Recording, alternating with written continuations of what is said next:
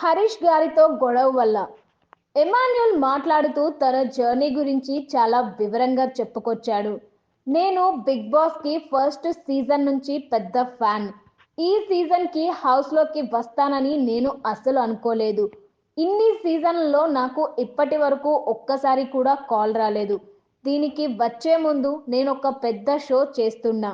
అక్కడ ఒక team leader లాంటి పొజిషన్లో ఉన్నా. అక్కడి నుంచి ఇక్కడికి రావాలి అంటే అన్నీ వదిలేసుకొని రావాలి.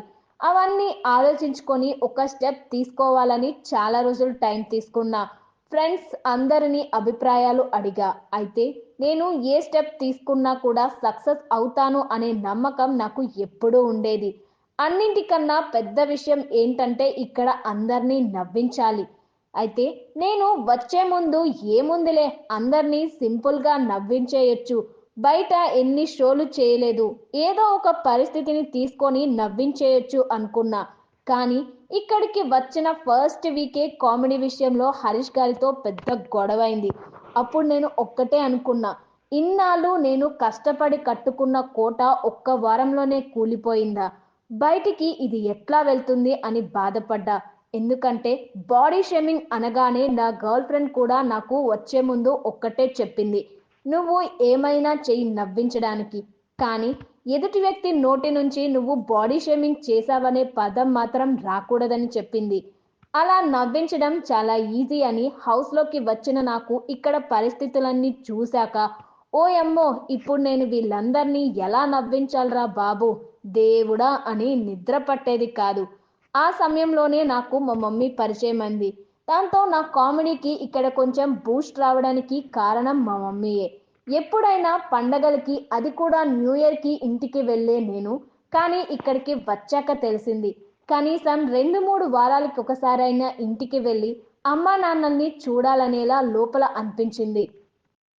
నాకు ఫ్యామిలీ విలువ తెలిసేలా చేసింది బిగ్ బాస్. ఇక్కడ నాకు ఇద్దరు తమ్ముళ్ళు దొరికారు.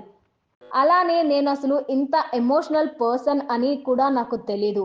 ఎప్పుడైనా బాధపడతాను కానీ ఏడవను. కానీ ఒక పర్సన్ గురించి, ఒక మ్యాటర్ గురించి ఇలా కదిలిస్తేనే ఏడ్చేస్తానని ఇక్కడికి వచ్చాకే తెలిసింది.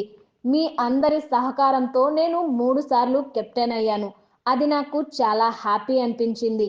నాకు ఇద్దరు తమ్ముళ్ళు, కళ్యాణ్, డెమాన్ సొంత తమ్ముళ్ళలా అయిపోయారు. మా పెద్దమ్మ, చిన్నమ్మ కొడుకుల్లా అయిపోయారు. నాకు రీతు చాలా క్లోజ్ ఫ్రెండ్, కానీ తనుజ ఇక్కడికి వచ్చాక పర్సనల్గా నాకు కనెక్ట్ అయిపోయింది. ఏంటో తనుజ నాతో ఎక్కువ టైం స్పెండ్ చేసేది.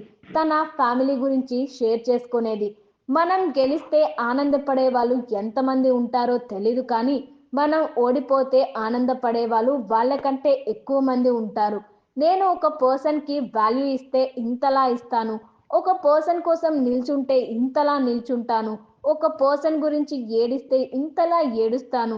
నేను ఇది అని నన్ను మిస్ చేసుకున్న వాళ్ళకి తెలియాలనుకున్నాను, తెలిసేలా చేశానని అనుకుంటున్నాను. ఇప్పటి వరకు నేను చేసిన షోలు అన్నీ ఒక లెక్క, బిగ్ బాస్ ఒక లెక్క అంటూ ఏమో చాలా ఎమోషనల్గా చెప్పాడు. నన్ను ఎవరు భరించలేరని చెప్పొచ్చా. తర్వాత సంజన తన జర్నీని షార్ట్ అండ్ స్వీట్గా చెప్పింది. బిగ్ బాస్ నుంచి ఫోన్ రాగానే నేను ముందు చూసింది నా పాప ఫేస్, అలరిక్ ఫేస్. ఇది వర్కౌట్ కాదని అనుకున్నా. అయితే ఫిజికల్ టాస్క్లు అవి చేయగలుగుతారా అని అడిగితే ఎస్ అని చెప్పా. కానీ ఎంత ఫిజికల్ టాస్క్లు ఉంటాయని నాకు తెలియదు. డెమాన్ లాంటి రాక్షసులు వస్తారని కలలో కూడా అనుకోలేదు. తెలుగు ఫిలిం ఇండస్ట్రీ నా ప్రాణం కంటే ఎక్కువ.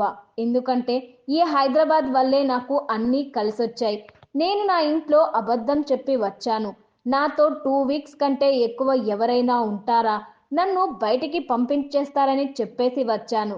కానీ దాచుకొని 100 కాస్ట్యూమ్స్ రెడీ చేసుకొని వచ్చాను. నా పవర్ వచ్చేసి బ్రెయిన్.